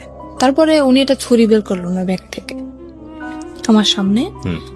ওরা আমার সামনে ধরার পরে বলতেছে যদি তুমি না রাজি হও তাহলে তোমাকেও মেরে ফেলা হবে, তোমার হাজবেন্ডকেও মেরে ফেলা হবে। কিন্তু আমার হাজবেন্ড তো ঠিক ঘুরে বেড়াচ্ছে। হুম। আমি তো ওখানে বন্দি, মানে ওকে যেরকম শিখিয়ে দিয়ে গেছে ওই মহিলাকে, হুম। আমাকে সেভাবেই বলতেছে। তো আমি ভয় পেয়ে যাই, আর আমি চিন্তা করি আমি মারা যাই কিন্তু আমার হাজবেন্ডের তো আমি খুব ভালোবাসি, আমি ওর মৃত্যুর আমি মেনে নিতে পারবো না। তখন আমি বললাম কি আচ্ছা ঠিক আছে, আমি রাজি হই ওখানে ভয়তে। তো ওটা তো আপনার হয় লাইসেন্স প্রাপ্ত, লাইসেন্স না হলে ওটা হয় না। হুম। সেখানে আমাকে থানায় নিয়ে যাওয়া হয় ওখানে। আর আমাকে শিখিয়ে দিছে যে যদি কেউ বলে, জিজ্ঞেস করে তুমি কি ভয়ে ছুটে করতেছো সব, বা কেউ কি তোমার ভয় দেখাইছে বা কিসের জন্য করতেছো, যদি জিজ্ঞেস করে তো সম্পূর্ণ তুমি একটা কথাই বলবা যে আমাকে কেউ জোর করে না, আমার দারিদ্রিক সমস্যার কারণে আমি এসব করতে রাজি হয়েছি। এটা আপনাকে শিখে দেওয়া হয়? এটা আমাকে শিখিয়ে দেওয়া হয়। তো আমার মনের ভিতরে তো ভয়, যেহেতু আমি যদি একলা থাকতাম তাইলে হয়তো আমি স্যারের সাথে বলতে পারতাম যে স্যার না আমাকে ভয় দেখানো হচ্ছে, কিন্তু আমার হাজবেন্ড ওনাদের কাছে জিম্মায় আছে, ওনাদের কাছে বন্দি, সে ভয়তে আমি বলতেছি না। হুম। তো স্যার আমাকে জিজ্ঞেস করলো যে তোমার বয়স তো একদম কম, তো এই কম বয়সে কেন তুমি এসব করতে চাইছো? আমি বলতেছি আমার সমস্যা আছে ফ্যামিলিগত আমার। মানে থানায় গেছেন আপনি? হ্যাঁ থানায় আমি তখন। ওকে। উনি আমাকে সবকিছু জিজ্ঞেস করলো, তারপর আমাকে একটা পেপারে সাইন করানো হয় যাতে আমি পরে কোনো ঝামেলা না করতে পারি। হুম। মানে আমি স্বইচ্ছায় এসব করতেছি, আমাকে একটা পেপারে সাইন করানো হয় আর ওখানে আমার ছবি টবি সবকিছু তুলে রাখা হয়। ফাইন। এখানে একটা কথা আছে, সেটা হচ্ছে আপনার কাছ থেকে কোনো সার্টিফিকেট চাওয়া হয়েছিল, বয়সের কোনো সার্টিফিকেট? হ্যাঁ বলছিল যে তোমার বয়স কত, আমাকে শিখিয়ে দেওয়া হয়েছিল যে তুমি বলবে তোমার বয়স বর্তমান বয়স 20 বছর। আচ্ছা। আমি বলছি 20 বছর বয়স। তো উনি তারা সেরকম একটা সার্টিফিকেট বলছিল, সার্টিফিকেট আছে? আমি বলতেছি যে হ্যাঁ সার্টিফিকেট তো আছে, সেটা তো বাসায়। তো উনি আমার কাছে দেখতে চায় না, বলে না যে তোমার সার্টিফিকেট আমাকে দেখাও, সেটা আমাকে বলে না। আমি মুখে বলছি যে আমার বয়স 20 বছর, ওই পর্যন্তই এনাফ। তারপরে সেখান থেকে আমাকে নিয়ে আসা হয়। নিয়ে আসার পরে তার পরের দিন, মানে কথাটা বলতে আমার কিছু একটা সংকোচ বোধ হচ্ছে। আপনি আপনার মতো করে বলেন, কোনো সমস্যা নাই। সেখান থেকে পরের দিন সকালে ঘুম থেকে উঠি, ওঠার পরে ওয়াশরুম তো ভিতরেই, গোসল করি। হুম। গোসল করার পর একটা ছেলে আসে আমার রুমে। তখন আমাকে একটা মেয়ে বলে যায় খবরদার ছেলের সাথে যেন কোনো রকম খারাপ আচরণ না হয়। তো ছেলেটা খুবই ভদ্র, আমি সারা জীবনের জন্য দোয়া করবো যাতে ওকে আল্লাহ মানে সাফল্য যেটা চাইছিল, ওর জীবনের সমস্ত কাহিনী আমাকে বলছিল তো ও একটা মেয়ের সাথে এরকম রিলেশন করছিল। ছেলেটা আসার পরে কি হয়েছে? ছেলেটা আসার পরে আমাকে তখন ও রুম ভিতর থেকে বন্ধ করে দেয়। তখন আমি বুঝতে পারছি যে কেন আসছে, একটা ছেলে একটা মেয়ের রুমে কেন আসে। হুম। আমি বললাম কি, আমি ওর পা জড়াই ধরলাম যে দেখেন ভাই, আপনি আমার ভাই, আমার তো ভাই নেই, আপনি আমার ভাই। এখানে আমি ইচ্ছাকৃত ভাবে আসিনি, এরকম এরকম আমার হাজবেন্ডকে আটকে রাখা হয়েছে। আর ওর ওখানে যে যা কিছু হয় ও সবকিছু জানে যে ওর ভিতরে আসলে কি হয়। আর আরো তো মেয়েরা আছে, তো সে তাদের কাছ থেকে হয়তো ও শুনছে যে কিরকম কি এখানে সিস্টেম। আমি সমস্ত কিছু বললাম যে এরকম আমার হাজবেন্ডে আটকে রাখছে, আমাকে এরকম ভয় দেখাইছে। ও বলতেছে কি, তোমার হাজবেন্ড এখন কোথায় সেটা তুমি জানো? আমি বলতেছি আমি জানি যে হাজবেন্ড ওদের কাছে এখনো বন্দি আছে। তা বলতেছি সেরকম কিছুই না, এখানে সিস্টেম হচ্ছে তোমার মেয়েদের এখানে নিয়ে এসে বিক্রি করে দেওয়া হয়। তখন আমার বিশ্বাসই হইতেছে না, এরকম আমার হাজবেন্ড করতে পারে না, এতটা খারাপও হইতে পারে না। ও তখন বলতেছে কি, আচ্ছা ওর কাছে ফোন ছিল, বলতেছে তোমার হাজবেন্ড যেহেতু বন্ধু তাহলে তো ওর ফোনটা অফ থাকার কথা, তাই না? আমি বলছি হ্যাঁ। তা বলতেছে তুমি আমার ফোনটা দিয়ে 1 মিনিট ওকে কল করো। তো আমি বললাম আমি কথা বললে তো আমি বুঝতে পারবো না, তো আপনি কথা বলেন। তো ফোনটা দেওয়ার পরে ওই মেয়েটা ধরছে ওর ফোনটা, মানে যাকে সে বিয়ে করেছে? যাকে সে বিয়ে করছে সেই মেয়েটা ধরছে। ধরার পরে বলতেছে কে, আপনি কে? বলতেছে আপনি কে মানে? আমি তো যার ফোন আমি তার ওয়াইফ। তখন আমি বুঝতে পারলাম যে ছেলেটা যা বলছে সম্পূর্ণ সত্যি। তখন আমি বুঝতে পারলাম। তো আমি বললাম কি যে ভাই দেখেন, আমি যদি আপনার বোন হতাম আপনি কি এটা মেনে নিতে পারতেন? তো বলতেছে না, কখনোই না। বলতেছে আপনার দুটো পায়ে ধরে, আপনি আমাকে কিছু করেন না। তখন ওই ছেলেটা আমার করুণা দেখে ও ছেলেটা নিজেই কেটে ফেলছে। ছেলেটা বলল কি, আচ্ছা ঠিক আছে আমি তোমাকে কিছু করতেছি না, কিন্তু এরপর নেক্সট টাইম যে আসবে সে তো তোমাকে ছেড়ে দেবে না, কারণ এখানে টাকার বিনিময়ে সব কাজ করা হয়, টাকা দিয়ে তো কেউ তোমাকে ছেড়ে দেবে না। প্রতিটি অপরাধ এবং ভুল দাঁড়িয়ে থাকে গোপন কিছু ঘটনার উপর। আমরা সেই গোপনকে আনতে চাই সবার সামনে। তো তুমি যদি চেষ্টা করো, আমার মনে হয় তুমি চেষ্টা করলে এখান থেকে বের হতে পারবা। ছেলেটা আমাকে বলে, বলতেছে যে ই করছে, আমি নেক্সট টাইম যদি আমি কখনো আসি তোমার জন্য আমি সাহায্য করার করবো। ও বলতেছে যে আমি একটা মামলা করব, যে তোমার ফ্রেন্ড হিসাবে, আমি তোমার ক্লাস ফ্রেন্ড সেই হিসাবে আমি তোমার জন্য একটা মামলা শিট নিয়ে আসবে, ওখানে আমার সইটা শুধু থাকবে আর সম্পূর্ণ কিছু ওই লিখে নিয়ে আসবে যেটা লেখার। আমি বলতেছি সেটা তো হবে না, কারণ ওখানে আমার সই নেওয়া হয়েছে যাতে আমি কোনো কিছু না করতে পারি। পুলিশ ফাঁড়িতে? হ্যাঁ, পুলিশ ফাঁড়িতে। তো বলতেছে তাহলে কি করবা, দেখো কি করতে পারো। ও তো চলে গেল। এবার আমি দরজাটা আমি নিজেই বন্ধ করে দিলাম। দেওয়ার পরে আমি খুঁজতেছি যে ছুরি বা অন্য কিছু যদি আমি পাই, আমি আত্মহত্যা করার চেষ্টা করতেছি। তো আমি খোঁজাখুঁজি করতেছি, খুঁজতে খুঁজতে উপরে যে সানসেটের পরে ওই যে আপনার বক্স ছিল, বক্স আনছে আমার জন্য, ওই রুমে সবকিছু নিয়ে আসছে আমার জন্য, যেহেতু ওই রুমে আমি থাকবো, সবকিছু নিয়ে আসছে। তো বক্সের যে কার্টুনটার ভিতরে আপনার ইঁদুর মরা ওষুধ। আমি পাইয়ে তো মানুষ তো কষ্ট হয়, কিন্তু আমি পাই তো মহা খুশি। আমি ওটা পাওয়ার পরে অনেক অনেক খুশি আমি, যে আমি এখানে এসব করার থেকে কারে আমি ভালোবাসলাম, কার জন্য আমি রাজি হইলাম, যাকে বাঁচানোর জন্য আমি রাজি হইলাম সেই আমাকে দিয়ে এসব করাচ্ছে, আমি আর নিজের জীবন আমি রাখতে চাই না। তো আমি পুরো প্যাকেট খেয়ে ফেলছি। ফেলার পরে দরজা খুলে দিলাম, আবার দেওয়ার পরে আবার আর একটা ছেলে আসছে, এসে দেখতেছে আমার অবস্থা খুবই খারাপ, পুরো শরীর ঘেমে গেছে আর আমি কথা বলতে পারতেছি না। তো আমার যে ওখানে যে ওই যে মহিলাটা ওনাকে ডাক দিল, ডাক দেওয়ার পর উনি তো ভয় পেয়ে গেছে। তো এখানে যেহেতু আমার থেকে সই নেওয়া হয়েছে, তখন তো ওরা বুঝে যাবে যে আমাকে ভয় দেখানো হয়েছে, আমার থেকে সই নেওয়া হয়েছে যে আমি স্বেচ্ছায় সব করতেছি, তাহলে কেন আমি বিষ খেলাম, এখানে প্রশ্ন উঠবে না। তখন উনি আমাকে তাড়াতাড়ি হসপিটালে নিয়ে গেল। হসপিটালে নেওয়ার পর আমাকে ওয়াশ করানো হলো, তারপরে ওখানে হসপিটালে আমাকে ভর্তি করলো। করার পরে মোটামুটি থানায় খবরটা চলে গেছে, থানার স্যার আমার কাছে আসলো। এসে তখন আমি পুরো অজ্ঞান, তখন আমার জ্ঞান আসে নাই। তো স্যার তখন আমাকে কিছু জিজ্ঞেস করতে পারে না, চলে গেছে। যাওয়ার পরে 1 সপ্তাহ পরে ওই যে আমার হাজবেন্ড ও আসে, ওর কাছেও খবর চলে গেছে। ও আসে আমার তো অক্সিজেন লাগানো, তারপরে মুখে তো খাইতে পারি না, এনজি টিউবে খাই। তো আমার হাতটা ধরলো, তো সেরকম একটা কথাও বলতে পারি না। আমি ওকে দেখে কেঁদে ফেলছি আমি সব, যে কি আমি অ্যাকশন নিতেছি, কেন তুমি আসছো, আমার ডক্টর সবাই আমার সামনে, আমি ওখানে অ্যাকশন নিতেছি, তুমি কেন আসছো, তুমি এখান থেকে চলে যাও। আমি এক নজর ওকে দেখার পরে আমি চোখ বন্ধ করে ফেলছি, এতটা ঘৃণা আসছে আমার। আমি বললাম তুমি চলে যাও ওখান থেকে, আমি তোমাকে দেখতে চাই না। তো সেখান থেকে ও বললো কি আমি চলে যাবো ঠিকই, কিন্তু তোমাকে সাথে নিয়ে যাবো। কোথায় নিয়ে যাবো, আবার আমাকে কোথাও বিক্রি করার ইচ্ছা আছে তোমার? কোথায় নিয়ে যাবো আবার? তো আমার হাতটা ধরলো, ধরার পরে বললো কি যে আমি আসলে বুঝতে পারিনি যে তুমি আমাকে এতটা ভালোবাসো, তাহলে আমি এটা করতাম না কখনোই। আমাকে আমার কাছে মাপ চাইলো যে আমি আর কখনো এরকম করবো না, মেয়েটাকে আমি ছেড়ে দেবো, তুমি যেটা বলো আমি সেটাই শুনবো। অনেক করোনা করার পরে আবারও আমি ওকে বিশ্বাস করলাম, এত কিছু করার পরেও আবারও বিশ্বাস করলাম ওকে আমি। সেখান থেকে হসপিটাল থেকে আমার রিলিজ দেয় নাই তখনও, ডাক্তারের না বললে আমি সুস্থ না তখনও। নার্সরে উনি কিছু টাকা ঘুষ দেয়, দেওয়ার পরে আমার ওই যে এনজিটিউ পরানো, তারপরে আপনার অক্সিজেন লাগানো, হাতে ক্যানুলা করা, সবকিছু খুলে তারপরে সেখান থেকে নার্সরে কিছু টাকা ঘুষ দিয়ে ওখান থেকে আমাকে নিয়ে আসে ওগুলো খোলানোর জন্য। কিন্তু নার্স তো ডাক্তারের অনুমতি ছাড়া খুলতে পারবে না।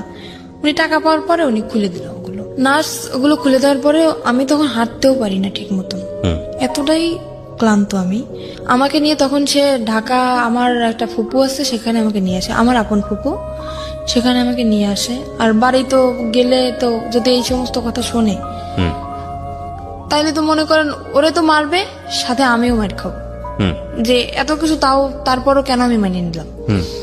আমি বাড়ি গেলাম না, আমার সে ফুপুর কাছে গেলাম, যার পরে ওখানে আমি 1 মাস পর্যন্ত থাকলাম। থাকার পরে ও বললো কি দেখো আমি তো কাপড় চোপড় কিছুই নিয়ে আসিনি, আমার কাপড় চোপড় তো সবকিছু বাড়িতে, যা তুমি এখানে থাকো, মানে আমাদের ওখানে চাকরি বাকরি নেওয়ার কথা, তো আমি সুস্থ হবো তারপরে চাকরি নেবো। বললো আমি বাড়ি থেকে আমি কাপড়গুলো নিয়ে আসি আমার, এই বলেও বাড়ি চলে গেল। যাওয়ার পরে ও যেদিন যাবে তার পরের দিন আসার কথা, আসতেছে না। তারপরে আমি বললাম কি ব্যাপার তোমার আসার কথা, তুমি কেন আসতেছো না? সে ওখান থেকে এসে চলে গেছে, সেই শ্বশুর বাড়ি চলে গেছে, ওর যে সেই শ্বশুর বাড়ি চলে গেছে। ফোন করলে মাঝে মাঝে ওই মেয়েটা ধরে। তারপরে আমি বুঝতে পারলাম আস্তে আস্তে, অনেক কান্নাকাটি করছি, অনেক রিকোয়েস্ট করছি তুমি আমাকে নিয়ে যাও নিয়ে যাও। সেখান থেকে আমার আব্বু আম্মু যখন জানতে পারি আমি ওখানে, আমাকে নিয়ে যায়। নিয়ে যাওয়ার পরে ওই যে মহিলা, ওই মহিলাকে নাম্বার দিয়ে দেয়, আমার আম্মুর নাম্বার দিয়ে দেয়। কিসের জন্য জানেন? যাতে আমি আমার বাড়িতেও জায়গা না পাই আর ওর কাছেও যাতে আমি না যেতে পারি। ওর বাড়িতে সম্পূর্ণ সবাইকে জানাই দিছে যে আমি এসব করি, আমি বিয়ের আগে এসব করতাম, ও জানতে পারছে সেজন্য ও আমাকে ডিভোর্স দিতে চায়। আসলে তো কিছুই না সেরকম, ও নিজে করছে এগুলা। এটা বলার পরে আমার আম্মুর কাছে ওই মহিলা ফোন করে, করার পরে ওই ফোনটা আমার আব্বু ধরার পরে ওই সম্পূর্ণ কথা উনি বানাই যা বলার সব বলছে, যে আপনার মেয়ে এতদিন শ্বশুর বাড়ি ছিল না, আমার এখানে ছিল, এসব করতো। আর এসব কথা শোনার পরে আমার আব্বু তো সবাইকে বলে দিল। মানে এই ফোনটা কে ধরেছে? আমার আব্বু, সদাব্বু। না, আমি আসলে এই জিনিসটা একটু ক্লিয়ার হতে চাই। ফোনটা কে করেছে, কাকে ফোনটা রিসিভ করেছে কে? ফোনটা করছে আমাকে যেখানে বিক্রি করে দেওয়া হয়েছিল, যে মহিলা ছিল উনি ফোন করছে। উনি ফোন নাম্বারটা নিছে আমার হাজবেন্ডের কাছ থেকে। কাকে করেছে ফোনটা? ফোনটা করছে আমার আম্মুর ফোনে, কিন্তু ফোনটা রিসিভ করছে আমার যে আব্বু। মানে তখন তো আপনার আম্মুর বিয়ে হয়েছে? হ্যাঁ, তখন আর একটা বিয়ে ফোন হয়েছে। করে ওই ভদ্র মহিলা, মানে হোটেলের যিনি ইনচার্জ ছিলেন ওইসব কাজের, ওই ভদ্র মহিলা ফোন করে আপনার মাকে বলেছে যে আপনার, আমার মাকে না, আমার সৎ যে আব্বু, মানে ওনাকে আপনার মাকে ফোন করার জন্য বলেছিল, কিন্তু আপনার সৎ বাবা রিসিভ করেছে, সৎ বাবাকে বলেছে যে এই সব কাজ করেছে আপনার মেয়ে। ওকে। আর উনি যেগুলো বলছে ওগুলো তো সম্পূর্ণ মিথ্যা কথা, রাইট? তারপর মানে উনি চাই যে আমার বাড়ির থেকে যদি আমাকে তাড়িয়ে দেওয়া হয় তখন আমার বাধ্যতামূলক ওখানে যেতে হবে, কোনো উপায় থাকবে না, কোনো উপায় থাকবে না।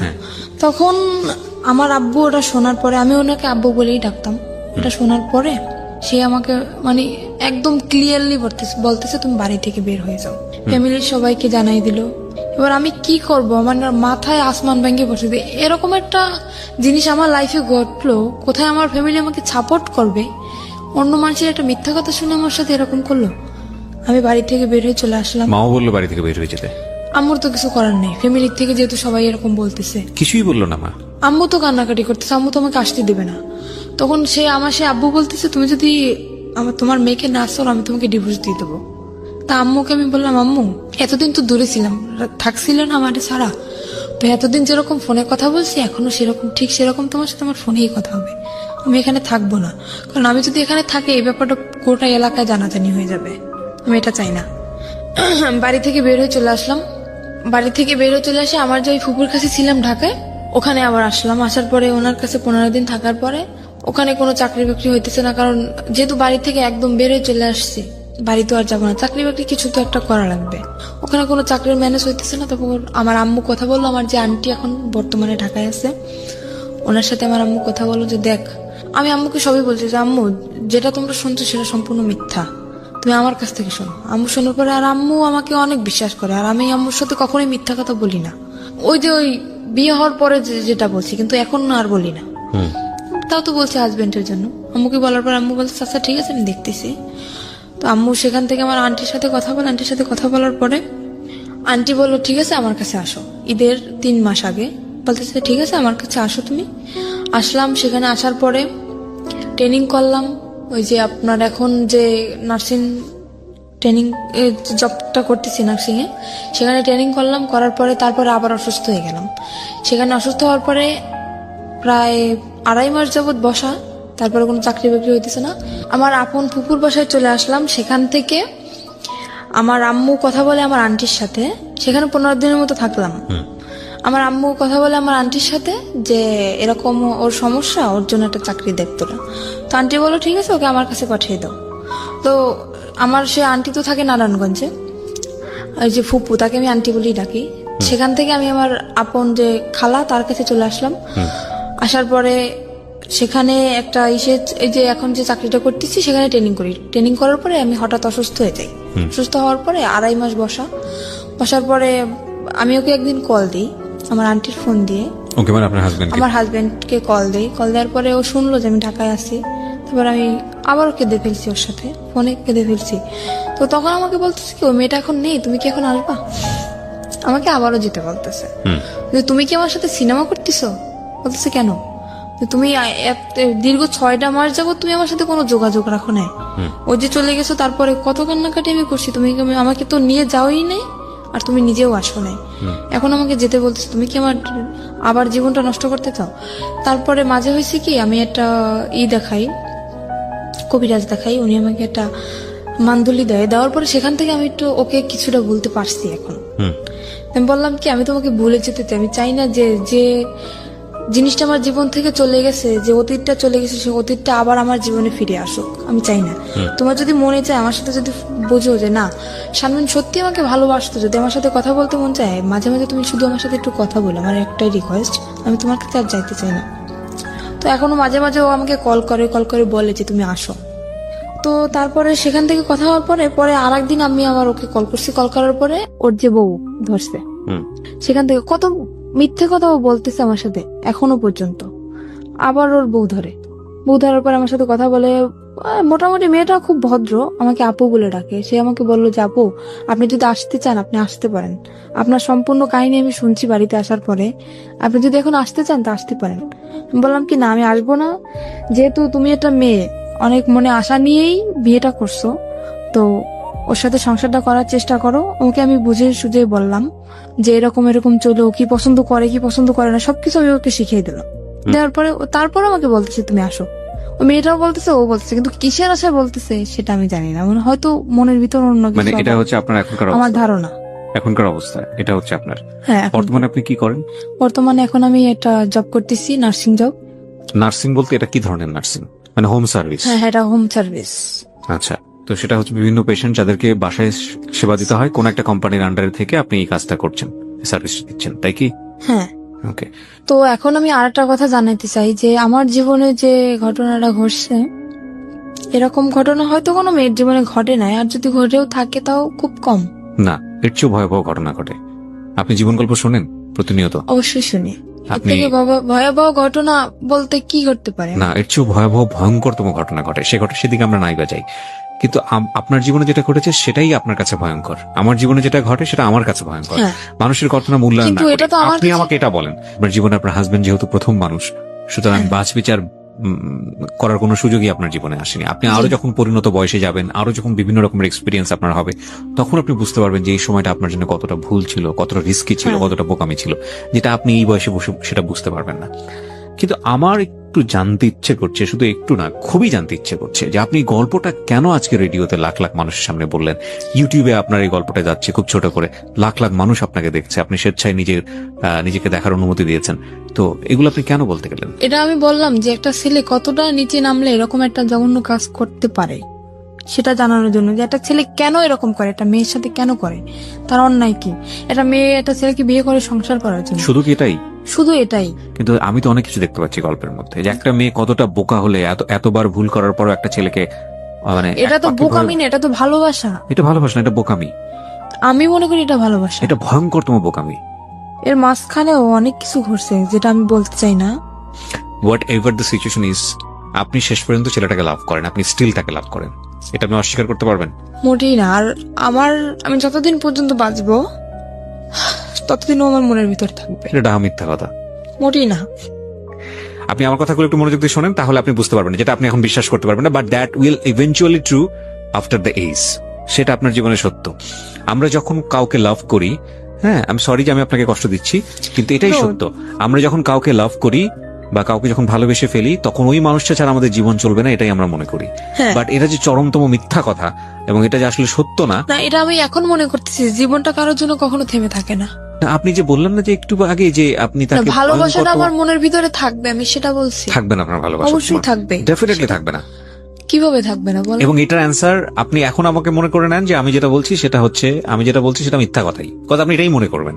কিন্তু আপনি একটা সময় গিয়ে মনে করবেন যে না, আমি যেটা বলেছিলাম আজকের অনুষ্ঠানের ডকুমেন্টস থাকবে, তো আপনি দেখবেন আপনি যখন পরিণত বয়স, এই ইউটিউবে এটা থেকে যাবে, ইউটিউবে আপনি আরো 5 বছর পর 10 বছর পরে গিয়ে বলবেন যে কিবরিয়া ভাই এই কথাটা বলেছিল অনুষ্ঠানে এবং এটাই সত্য। আপনাকে আমি আরো 10 বছর পর ইনভাইট করবো এই অনুষ্ঠানে, আমি যদি করি, হ্যাঁ, আমি আপনাকে ইনভাইট করবো এবং আমার যে কথাটা ছিল যে এটা থাকবে না, শুধু ঘেন্নাটুকু থাকবে, ভালোবাসা থাকবে না, এবং এই ফিলটাই থাকবে আজ থেকে 5 বছর পর 10 বছর পরে। আমি যেটা বলতে চাচ্ছি যে আপনার ওই পরিণত বয়সটা নাই, ম্যাচুরিটিটা নাই। নইলে একটা মানুষ আপনাকে মৃত্যুর মুখে ঠেলে দিয়েছে। একটা মানুষ, নারীর সতীত্ব যেটা, এটা আমাদের সমাজে মনে করা হয় একটা নারীর সতীত্ব না থাকলে আর কিছুই নাই। আমাদের সমাজ, আমাদের সামাজিকতা এটাই, হ্যাঁ। খুবই ভঙ্গুর একটা মানসিকতা, এবং সেই জায়গাটায় ফেলে দিয়েছে। আপনি যে ধরনের অর্থনৈতিক, আমি যদি আরো সহজ করে বলি, যেই ধরনের ক্লাস মেনটেন করেন বা যেই ধরনের আর্থিক অবস্থার মধ্যে বসবাস করেন, এটা আমরা ধরে নিই আমাদের একেবারে সমাজের প্রান্তিক পর্যায়ের এক মানুষ যারা দিন এনে দিন খাওয়ার মতো অবস্থা, এইরকম একটা পরিবারে আপনি বড় হয়েছেন, না আছে বাবার সাপোর্ট, না আছে মার সাপোর্ট, হ্যাঁ, এরকম একটা অবস্থা। সেই রকম একটা অবস্থায় থেকে এরকম একটা আন্ডার এজ একটা মেয়ে একটা ছেলেকে লাভ করে বিয়ে করেছে, লাভ করে তো বিয়ে করেনি, একটা বিয়ে দেওয়া হয়েছে এবং বিয়ের পরে লাভ করেছে। তো এইটা 21 বছরের আপনার যে ছেলেটা, আপনি যদি যে কথা বলেছেন এখানে সেগুলো যদি সত্য হয়ে থাকে, আমি তার নাম পর্যন্ত জানতে চাই না, আমি জানতে চাইও না, আপনি যা বলেছেন এখানে সেগুলো যদি সত্য হয়ে থাকে, 21 বছরের এই ছেলেটাকে এটা খুব ভালো করে বুঝতো এবং সেই ইকুয়েশন গুলো খুব ঠান্ডা মাথায় করেছে যে ওকে যদি আমি এই জায়গাটায় ফেলে দেই, আমাকে বলার কেউ নাই। দেখেন আমি একটা সহজ এক্সাম্পল দিই, আপনাকে এভাবে কেউ কখনো বলেছে কিনা। ও কিন্তু ভয় পায়। ওর চাচা, আপনার চাচা শ্বশুর যে কদিন বেঁচে ছিল, ছোট চাচা শ্বশুর, ও কিন্তু খারাপ ব্যবহার করেনি আপনার সঙ্গে। তার মানে ওর যদি কেউ গাইড করার থাকতো, ওকে যদি কেউ শাসন করার থাকতো, এবং আপনার ফ্যামিলিতে যদি এরকম গার্ডস থাকতো যে না আপনার বাবা ওর একদম মানে সহজ বাংলা যেটা গ্রাম্য ভাষায় যেটা বলে টুটি ছিঁড়ে ফেলবে, এরকম যদি কোনো অন্যায় হয় তার মেয়ের প্রতি, ও জীবনও আপনাকে নিয়ে এতটা সাহস করতো না। অবশ্যই। রাইট? সো যেদিন আপনার ওকে শাসন করার মানুষটা মারা গেছে, সেই রাতের থেকেই কিন্তু ওর উলটপালট আচরণ শুরু হয়েছে। রাইট? তো এই জিনিসটা ও খুব সুন্দর করে ইকুয়েশন করে করেছে, কোনটা যোগ করলে যোগ হবে, কোনটা বিয়োগ করলে বিয়োগ আরো হবে। একটা ওর একটা দিক ছিল কি, আমি যখন যতই আমি রাগারাগি করতাম না কেন, ও কোনো কথা বলতো না, একদম চুপচাপ থাকতো, কিন্তু খুব মানে ও ঠান্ডা মাথায় কাজ করতো। হ্যাঁ, আপনার কথাটা একদম রাইট। আমি এখন যেটা বলবো আরো অনেক কিছু বের হবে, রাইট, কিন্তু আমি আপনাকে মূলত আপনি যে কথাটা বললেন না যে ছেলেদেরকে বিশ্বাস করার জায়গাটা, এটা আপনার বয়সের ফিল। এখানে আরো অনেকগুলো বিষয় আছে। আপনার ইমোশনের